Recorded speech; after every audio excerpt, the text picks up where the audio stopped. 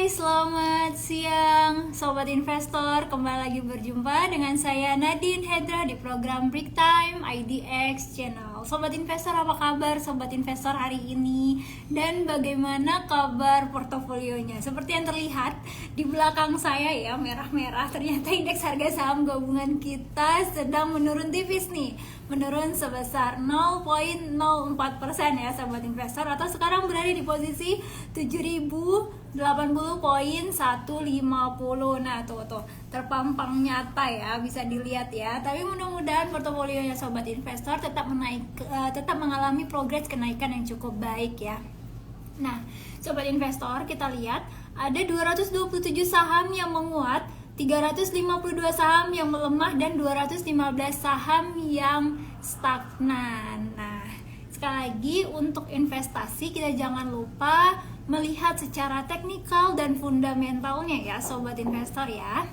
Oke, yang akan kita bahas hari ini adalah membaca arah pasar modal 2025, peluang, tantangan, dan sektor unggulan. Gak kerasa banget kita udah memasuki tahun 2025 dan ini adalah saham pembukaan ya, maksudnya prediksi saham pembukaan untuk tahun 2025 dalam Break Time IDX Channel. Sesudah tahun 2024 kemarin yang ternyata indeks harga saham gabungan itu menurun cukup drastis dari yang hampir mendekati 7.500 ya, dan sekarang kembali lagi ke 7.000. Kira-kira apakah 2025 akan mendekati kembali atau tembus dari 7.500? Nanti akan kita bahas bersama Michael Yo. Oke, Sobat Investor. Nah, tahun 2025 hadir dengan optimisme baru di pasar modal Indonesia di tengah berbagai dinamika global, ekonomi, dan domestik ya Sobat Investor.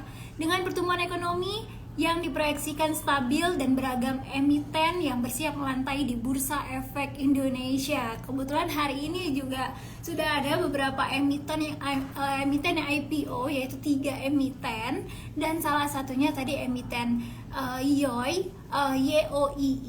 yang hari ini hampir berhasil bertahan di arah ya Sobat Investor. Nah, tahun ini diprediksi menjadi momentum bagi Sobat Investor nih untuk menggali peluang baru. Sektor-sektor potensial mulai menarik perhatian, baik dari sisi prospek keuntungan maupun kontribusinya dalam pendalaman pasar modal ya Sobat Investor.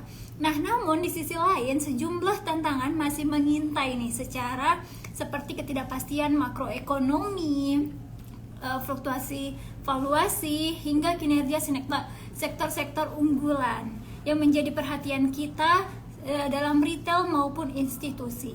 Oke, langsung aja kita undang Ko Michael.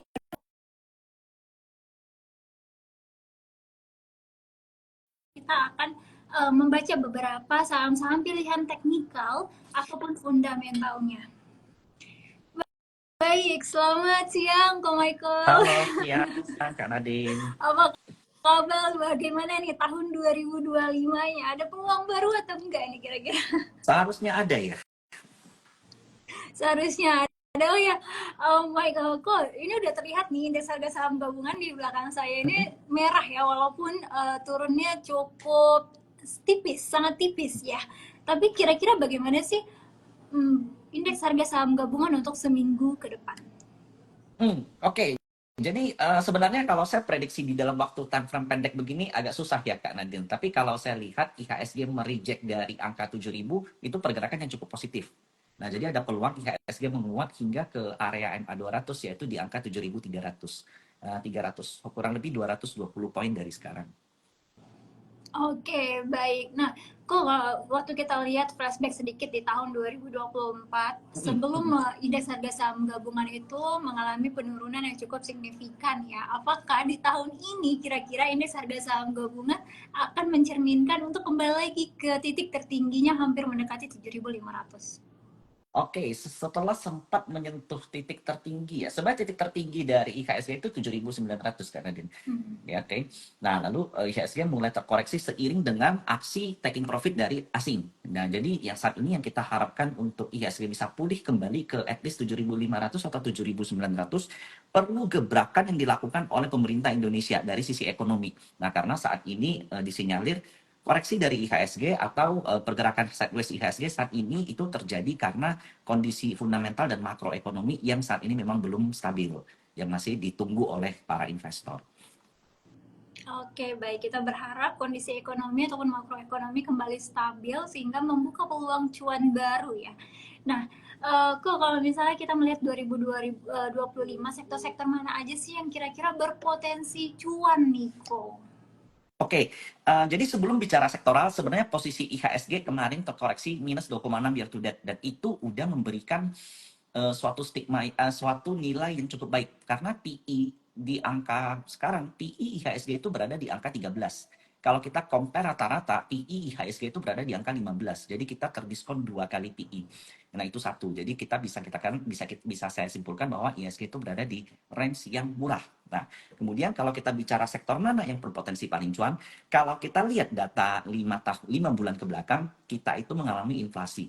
Jadi inflasi itu, kita mengalami deflasi. Data inflasi kita mengalami deflasi. Yang itu artinya tingkat konsumsi di Indonesia itu rendah. Dan ini memberi peluang besar bagi sektor ini untuk pulih duluan. Karena kalau kita perhatikan, most likely kebijakan pemerintah saat ini itu mendukung sektor middle to low untuk belanja. Jadi memang ada upaya untuk mendukung push dari demand consumption yang ada di Indonesia. Sehingga sektor customer good itulah yang menjadi peluang. Oke, baik. Jadi ada beberapa sektor-sektor yang berpotensi cuan di tahun 2025 nanti akan kita bahas secara detail. Ya. Nah, kalau misalnya kita melihat apa aja perusahaan-perusahaan yang akan melakukan IPO atau mendominasi di Bursa Efek Indonesia, ini kira-kira udah kebayang belum kok? Atau ada isu-isu nggak sih kok sebelumnya? Ada 22 pipeline saham yang bakal IPO di tahun 2025 so far ya, dibanding dengan tahun lalu itu sebenarnya jauh berkurang. Tapi sebenarnya memang we need quality, not quantity. Nah, yang paling ada sekarang kan lagi rame nih ya di Januari ya. Yang paling menarik ini sebenarnya ada 2 IPO yang masuk ke dalam aset yang besar, aset papan utama, yaitu yang di atas 250 miliar sampai di atas 1 triliun. Nah, itu yang paling dekat itu hari ini baru melantai Ratu, dan kemudian nanti ada CBDK. Ini kayaknya Kak Nadine lagi habis acara Ratu ya? Iya, ada beberapa calon emiten yang Ah, udah melantai di bursa hari ini. oke. Oke, baik. Berarti ada beberapa prospektus ataupun calon emiten yang memang mempunyai valuasi yang cukup menarik ya untuk kita Hmm. bahas dalam IPO pada tahun 2025 ini. Nah, kalau misalnya kita melihat faktor-faktor pendorong apa nih dari calon-calon emiten yang sangat menarik untuk kita pelajari nih kok? Pertama, kalau untuk mendalami company yang melakukan IPO, kita perlu tahu peruntukan company-nya untuk apa. Apakah untuk ekspansi, apakah untuk bayar hutang, ataukah untuk melakukan growth, atau mungkin untuk memperbesar aset. Nah, so far yang saya perhatikan di Januari ini ada 8 company yang IPO, dan most likely itu dari beragam sektor. Nah, salah satu yang menarik itu kebanyakan banyak yang berasal dari energi ya. Jadi company energi ini memang sedang dilirik oleh investor dan memang dapat perhatian yang cukup positif. Oke, baik. Nah, kalau misalnya kita melihat calon-calon emiten IPO itu sebenarnya mereka ini masuk ke dalam pasar modal akan memberikan dampak-dampak positif ke dalam pasar modal atau bagaimana? Karena kan secara banyak banget nih sobat investor yang baru mau mulai berlatih atau mau tahu tentang pasar modal, tiba-tiba berharap dengan IPO akan untung, ternyata enggak. Ini gimana nih kok pandangannya? Oke, jadi kembali lagi saya tekankan bahwa IPO yang ya, apa yang bursa butuhkan itu adalah kualitas daripada company yang melakukan IPO. Saya bisa katakan berkualitas itu berarti dalam artian laporan keuangannya lebih sehat. PBV-nya murah atau PI-nya murah. Kalaupun seandainya PBV-nya mahal, PI-nya murah, PI-nya mahal, itu harus ada justifikasi lain untuk memiliki saham tersebut. Nah, jadi kita bisa katakan faktor pendukungnya adalah yang kita tunggu sebenarnya beberapa emiten yang memiliki market cap yang cukup besar. Karena dengan market cap yang cukup besar, artinya free float-nya itu juga akan besar. Dan itu artinya partisipasi publik di dalam company itu akan semakin real. Jadi untuk teman-teman yang memang ingin berinvestasi di saham IPO, ini saya ambil contoh di tahun lalu, itu ada company Adaro melakukan diversifikasi bisnis, dia melakukan spin-off melepas company AAD. Nah, kita tahu AAD itu saat ini akan memberikan dividen kurang lebih di angka 700 atau 800 estimasi. Yang artinya dengan ngekip saham AAD, teman-teman itu pasti bakal dapat dividen minimal 10% atau at least mendekati angka 10%. Nah, hal seperti ini yang teman-teman perlu pertimbangkan dibanding dengan fluktuasi dalam jangka waktu pendek. Karena fluktuasi harga di dalam jangka waktu pendek di saham IPO itu terlalu tinggi. Dan itu teman-teman ada risiko kalau seandainya berpegangan pada fluktuasi dalam jangka waktu pendek. Jadi akan jauh lebih baik kita lihat prospeknya dalam jangka waktu panjang. Oke, baik. Jadi ternyata walaupun IPO juga kita melihat prospek ataupun membeli Pasti. IPO-nya untuk jangka waktu yang sangat panjang ya, Bu ya. Betul. Nah, kalau misalnya kita membahas IPO, mereka melakukan perusahaan-perusahaan baru, calon emiten melakukan IPO listing di tahun 2025 yang terkenal 2025 ini adalah tahun-tahun yang katanya inflasi. Nah, itu akan ada pengaruh nggak sih kok dengan pertumbuhan sahamnya nanti gitu? Dengan inflasi ya tadi. Iya, benar. Oh iya, tentunya ada. Jadi sebenarnya Indonesia itu memerlukan inflasi asal inflasinya terkontrol. Nah, dengan inflasi yang terkontrol artinya ada growth, ada putaran uang yang terjadi di masyarakat. Dan ini yang memang kita perlukan. Ini yang memang kita tunggu Kak Nadine. Karena selama 5 bulan ke belakang itu daya beli kita melemah.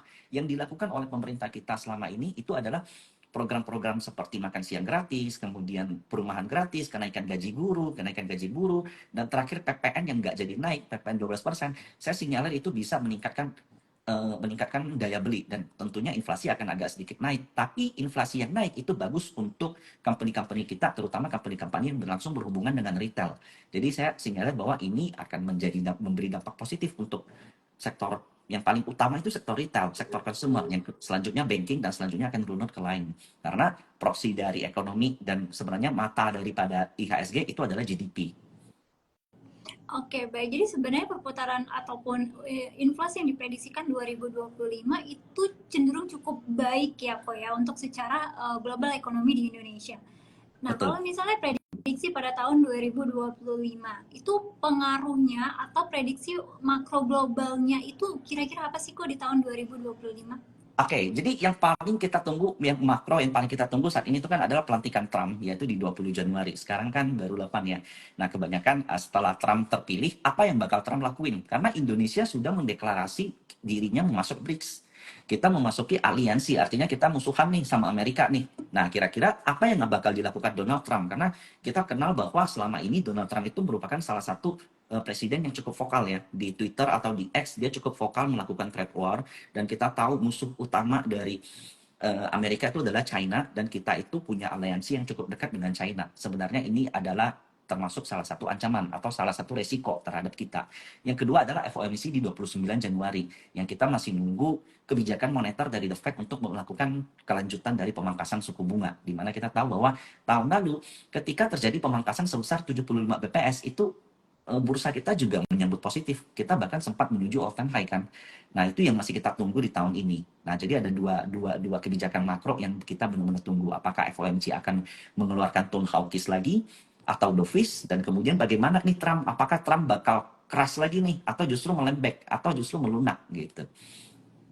Oke, baik. Jadi ada beberapa respon untuk kebijakan makroekonomi Ya, global sendiri. Tinggal kita melihat bagaimana pasar Indonesia ataupun pasar modal Indonesia untuk meresponnya dengan baik atau tidak ya. Untuk kita melihat pertumbuhan indeks harga saham gabungan ataupun pasar modal di Indonesia. Nah, kok ah, kalau misalnya Sorry, bagaimana? ada yang aku lupa nih. Karena tadi bicaranya makro, bukan cuma Amerika.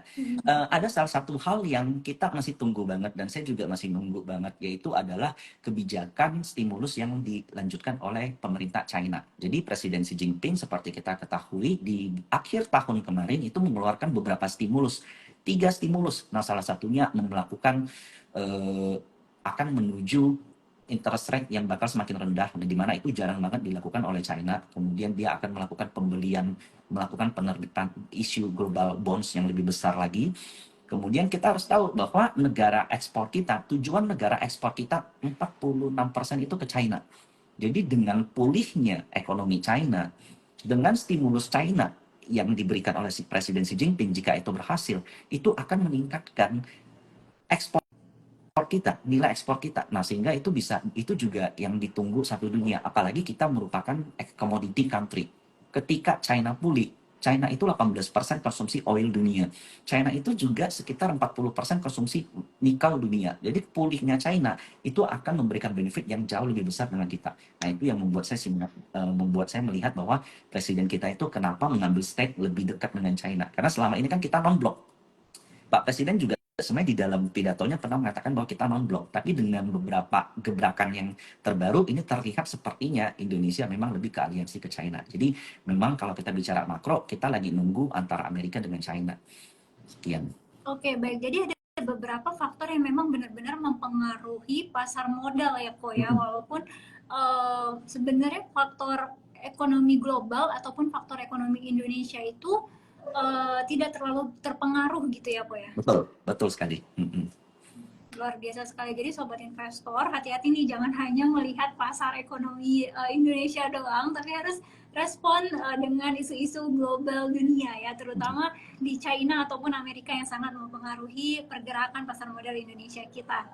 Nah, kok kalau misalnya kita melihat beberapa pergerakan saham ya di pasar modal Indonesia yang sudah terdaftar, seperti beberapa perbankan yang salah satunya adalah BBRI. Ini cenderung jalan di tempat ataupun menurun nih. Kok ini kira-kira faktornya kenapa ya? Padahal kemarin Bagi itu dividen lumayan nih. bagi dividen itu cukup lumayan besar gitu. Jadi salah satu faktor utama penurunan BBRI saat ini kalau kita compare terhadap internal company itu nggak ada. Sebenarnya korelasi antara internal company dengan harga itu udah berbanding terlalu jauh. Kita lihat dia bagi dividen interim lumayan, laporan keuangan oke. Cuman sayangnya Kak Nadine, saya mensinyalir pergerakan BRI ini mulai koreksi kan dimulai dari aksi taking profit daripada asing. Kita tercatat ya outflow daripada asing selama tahun 2023 itu sekitar 20 triliunan atau 20 atau 25 triliun. Dan jumlah investor lokal yang memiliki BBRI di tahun 2024 itu meningkat 85%. Jadi terjadi perpindahan kepemilikan nih, asingnya keluar, investor retail yang di lokal itu gembeli semua. Nah, kemudian kalau kita lihat laporan keuangannya oke, tapi kenapa dijual terus? Nah, bahwa ternyata BRI itu punya loan growth di 6,4% proyeksinya di tahun ini, dan itu membuat mungkin ya membuat foreign biasanya melakukan front run di mana dia mengambil aksi duluan. Nah, kita juga kalau kita komparasi ya di luar dari itu, ketika China memberikan stimulus, pemerintah China memberikan stimulus, itu HSI, Hang Seng itu koreksi udah cukup dalam, ada sekitar 40% koreksi, sehingga dana yang dipegang oleh asing di negara ASEAN itu fokusnya ke China, bukan ke Indonesia. Jadi BRI itu terdapat taking profit, dan itu yang menjadi problem. Sebenarnya kalau bicara fundamental BRI apakah sedang tidak baik-baik saja? Di mata saya enggak. Di laporan keuangannya oke, dia bagi dividen. Nah, jadi kalau kita lihat apakah sudah murah, bagi saya BRI lumayan. Kalau kita bicara dengan PI dan PBV itu murah. Tapi kalau kita bicara growth-nya sudah ada pembalikan arah belum? Sayangnya sampai saat ini asing masih melakukan aksi taking profit. Sayangnya seperti itu. Dan belum gitu. Oke, baik. Tapi kalau misalnya kita melihat keadaan yang seperti ini ya, dividen bagus, pergerakannya sebenarnya juga bagus ya, tapi pertumbuhan sahamnya yang memang cukup masih cenderung wait and see lah gitu. Apakah masih bisa kita pertimbangkan untuk investasi jangka panjang nih? Kalau kita in terms kita bicara jangka panjang dari ke polisi politik yang ada saat ini itu bisa. Jadi kalau kita bicara perbankan itu proksi ekonomi kita, karena IHSG itu punya weighting terhadap perbankan itu 30% lebih. Nah, kemudian perbankan ini apalagi BRI itu proksinya apa? Ekonomi rakyat, karena kebanyakan most likely pangsa pasar dari BRI itu middle to low, beda dengan BCA ya. Kalau BCA kan middle dan middle to high. Kalau BRI itu middle to low. Jadi kalau kita bicara middle to low, ini menyangkut tentang 80% masyarakat Indonesia. Jadi ketika kita bicara inflasi, ketika kita bicara GDP. Nah, ketika GDP kita pulih, target Pak Prabowo adalah GDP 8%. Banyak ekonom yang mengatakan itu terlalu jauh. Kita let's say bisa di atas 5% stabil, maka saya cukup yakin bahwa BRI itu akan pulih karena BRI itu kan net interest marginnya didapat dari selisih antara pinjaman dengan tabungan, dan pinjaman itu akan semakin meninggi dan kemampuan bayar masyarakat semakin meninggi kalau logikanya kalau pendapatan masyarakat bagus, dan itu dinilai dari GDP. Jadi kalau Oke. kita bicara lebih panjang, ya di dalam waktu 1 tahun atau 2 tahun ke depan, saya yakin bahwa BRI itu bisa pulih mengikuti data ekonomi di Indonesia. Sambil seperti itu. Oke, baik. Jadi sebenarnya kalau misalnya untuk prospek-prospek jangka panjang kita masih bisa memegang dengan Betul. baik lah ya, apalagi memang saham-saham yang sudah teruji gitu ya. Tapi kalau misalnya untuk saat ini ya mungkin kita bisa mulai menyicil Ya, kali ya, Ko ya. karena ya mungkin nyicil ya, betul, melakukan dollar cost Hmm. averaging karena di PI 10 dan PBV 1,9 itu quite cheap, termasuk murah meskipun ya memang PR-nya tuh loan gross-nya yang menurun. Oke, baik. Nah, tadi sobat investor yang nanya tentang BBRI udah terjawab ya. Jadi, kok ada beberapa pertanyaan dari sobat investor. Ini dari Kolik.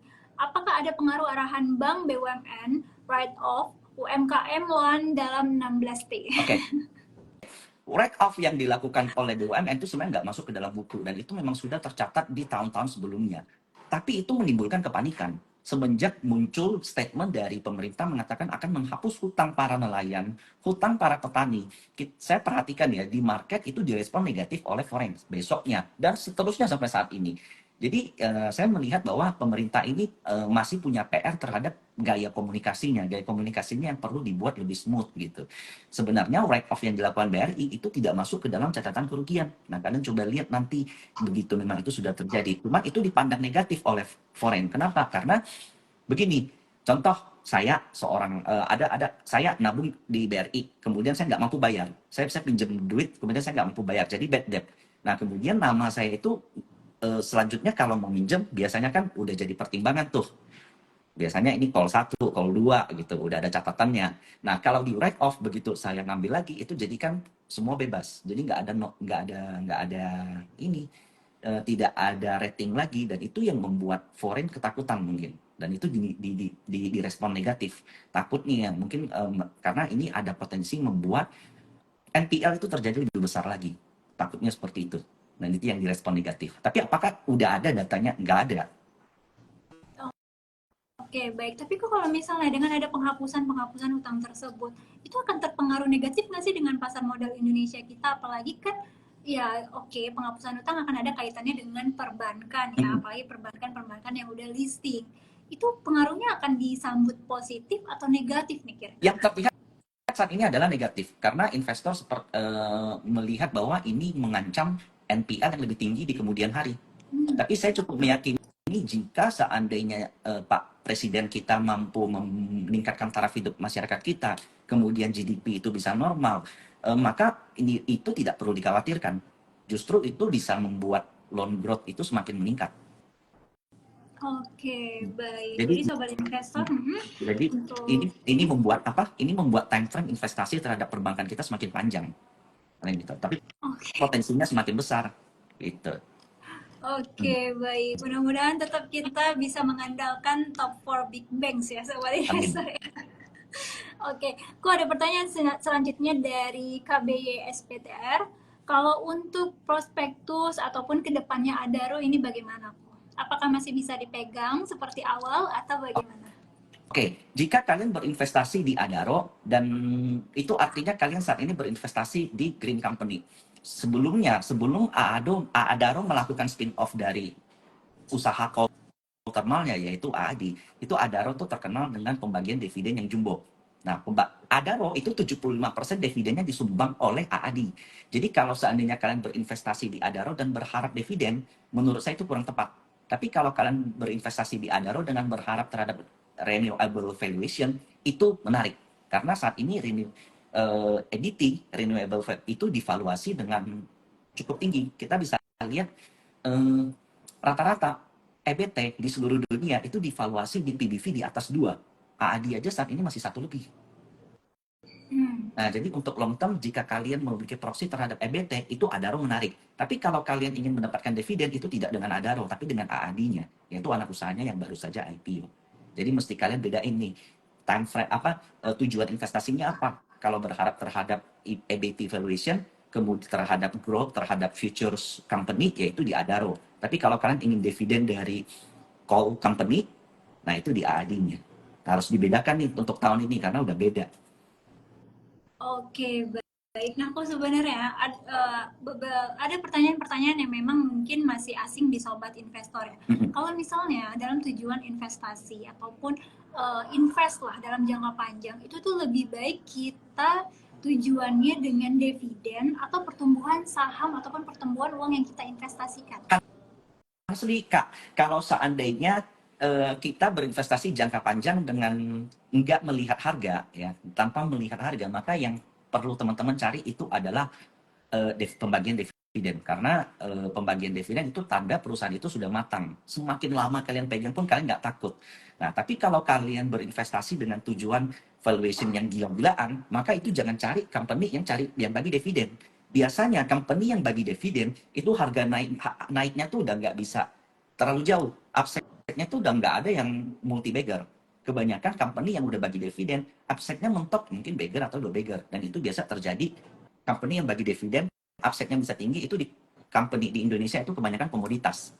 Jadi begitu ada komoditi boom, begitu harga coal naik, begitu harga oil naik, nah itu perusahaan company coal itu bagi dividen iya, kemudian harganya naik gila-gilaan iya. Nah, tapi kalau company yang kalian invest jangka panjang dengan berharap valuasi, dengan berharap turnaround company, biasanya nggak bagi dividen. Nah, kita ambil contoh tahun lalu, saham PANI itu naiknya tuh lebih dari 10.000% kayaknya ya, atau lebih dari 1.000% kita anggap. Kalau kita compare dari awal, dari sekitar 1 atau 2 tahun lalu, apakah dia bagi dividen? Enggak. Tapi valuasinya kita itu valuation game. Kemudian brand apakah bagi dividen? Kecil, tapi valuation game. Nah, jadi teman-teman mesti bedakan tuh. Company yang udah matang, yang udah profit earning, bagi dividen rutin, itu biasa naiknya nggak kenceng. Tapi kalau company yang belum bisa bagi dividen, dia masih dihargain murah, nah itu biasanya ada future valuation. Nah, teman-teman mesti bedain profil resikonya seperti apa. Itu yang paling penting. Kalau kalian konservatif, jauh lebih baik cari yang dividen. Tapi kalau kalian agresif, boleh coba-coba ke company yang memang punya future valuation masih jauh. Oke, baik. Jadi sobat investor udah mengerti ya kira-kira tujuannya mau dividen atau pertumbuhan nilai Ya. sahamnya. Nanti bisa dipertimbangkan dengan baik kebutuhannya yang mana dan tujuannya mana. Nah, kok kalau misalnya ini ada pertanyaan dari sobat investor dari Ipan_scope. Kok gimana pendapat tentang Alam Tree Resorts? Apa? Alam Tree? Alam Tree Resorts. Alam Tree. Alam Tree Resorts itu coba ya. Saya juga kayaknya baru dengar tentang Alam Tree Resorts. Oh, Oh iya. Adaro ya. Iya benar Adaro. Oh, berarti jawabannya sama sih. Jadi kalau seandainya kalian saat ini berinvestasi dengan Adaro, ya kan dia ubah nama nih karena dia keluarin AAD.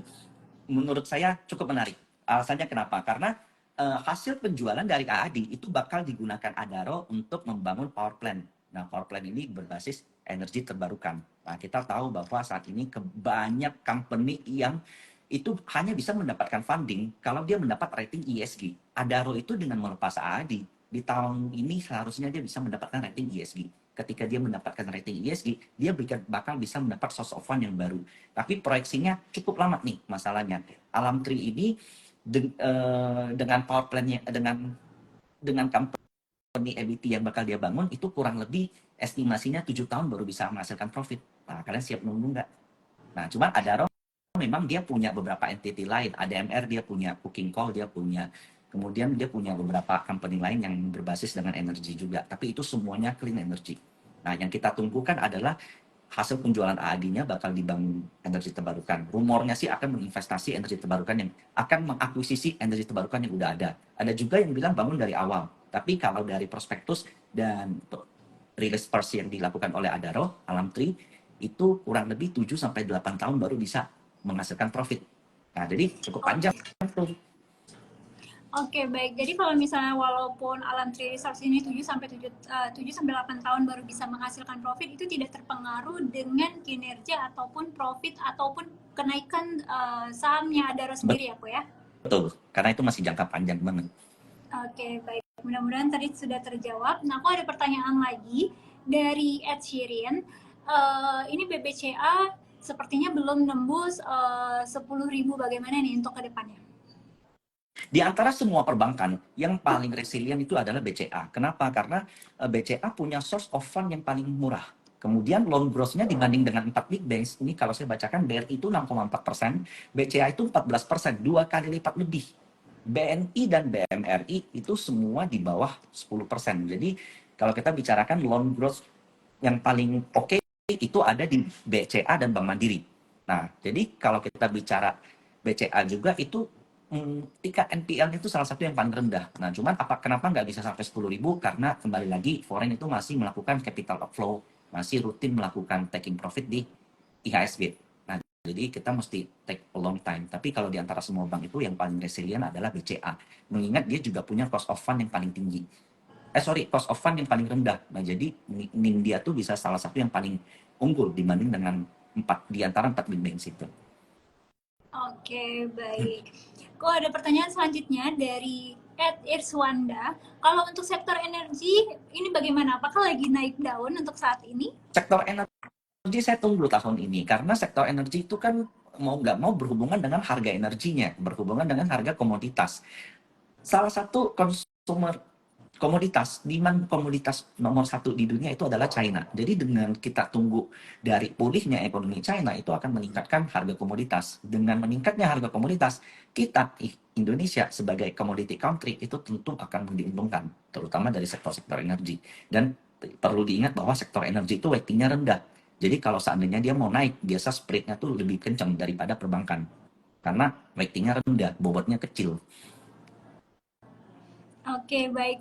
Tadi dengan sektor energi, bagaimana nih dengan sektor-sektor yang banyak banget fansnya, yaitu sektor batu bara nih, Ko? Apakah masih manggung di tahun 2025? Ya, sektor batu bara harus di sektor batu bara itu sebenarnya ada dapat dua faktor pendukung. Yang pertama dari internal sendiri di mana ada subsidi royalti batu bara yang dilakukan oleh pemerintah.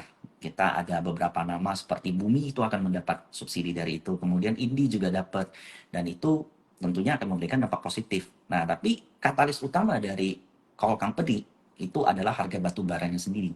Nah, saat ini harga batu bara Newcastle berapa ya? 101 atau 102 kurang lebih. Biasanya kalau udah di atas 120 itu margin dari coal company itu akan meningkat. Karena cost dari coal company itu di sekitar 65 kalau nggak salah. Jadi kalau udah di 120 dia udah double digit untung tuh. Berarti untuk saat ini batu bara masih bisa kita hold ataupun masih Masih menjadi bisa hold. pilihan untuk jangka panjang ya, Ko ya? Iya, bisa banget. Oke, baik. Jadi kalau masih ada saham batu bara boleh disimpan dulu ya. Nah, dan ada pertanyaan lagi selanjutnya dari Devi Rayas.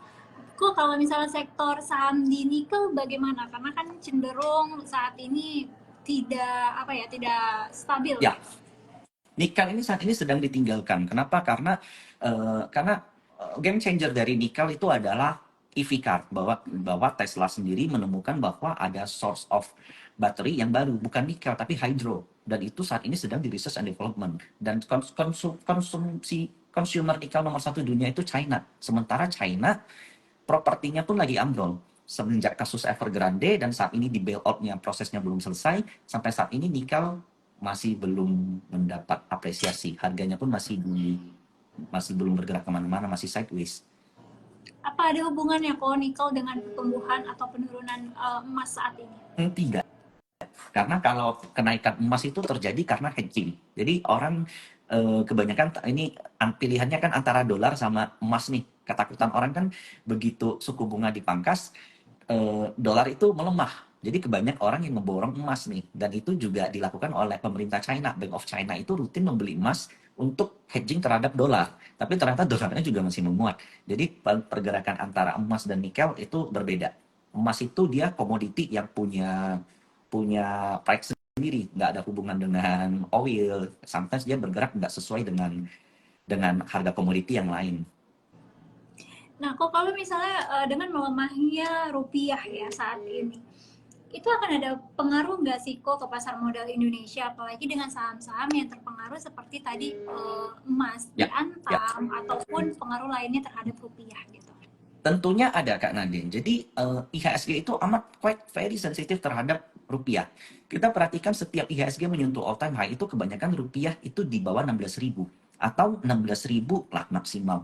Sementara ketika IHSG terjadi capital outflow itu rata-rata rupiah di atas 16.200 atau 16.400. Kita lihat saat ini dolar indeks di XY itu memang sedang bertengger di pucuk. Itu di angka 100 berapa ya? Coba teman-teman coba komen deh. Di XY itu di angka berapa?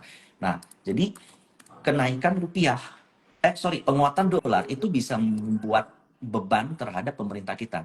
Nah, karena kita ketahui negara kita itu kan net importer, bukan net eksportir. Nah, dolar indeks di XY itu di angka 108. Jadi ini quite risky untuk kita. Oke, baik. Kok mungkin ada pesan sedikit untuk sobat investor yang ingin bergabung di pasar modal Indonesia ataupun yang sudah bergabung? Ya, jadi pasar modal kita memang tahun lalu ditutup dengan tidak begitu menggairahkan ya. Cukup sideways, ditutup dengan flat. Nah, tapi jika kalian percaya sama fundamental ekonomi kita, dengan pemilihan saham yang benar dan money management yang benar, kalian memberikan waktu lebih panjang, lebih sabar lagi, nah itu nanti hasilnya akan kelihatan. Oke, siap. Tetap ya sobat investor, untuk investasi jangka panjang lebih sabar lagi, perhatikan fundamental dan teknikalnya. Baik. Ko Michael ya, terima kasih untuk waktunya siang hari ini Thank dan you banget Kak insight-nya yang Adin. sangat luar biasa. Kita bertemu lagi di sesi break time selanjutnya. Selamat siang. Iya. Baik, sobat investor, itu dia tadi perbincangan kita dengan Michael Yo ya, tentang mengenai peluang ataupun tantangan baru di sektor 2025 ini. Nah, jadi beberapa sobat investor udah mengetahui nih bagaimana peluang-peluang ataupun apa yang harus kita koleksi lah ya, apa yang harus kita beli, kita perhatikan fundamental dan teknikalnya untuk sepanjang tahun 2025 nanti. Nah, sobat investor, boleh tonton terus IDX Channel di Instagram @idx_channel, di TikTok di IDX Channel, di YouTube @idx Channel. Oke, dan untuk sobat investor yang telah bergabung siang hari ini, terima kasih. Saya Nadine Hedra, pamit undur diri. Sampai jumpa.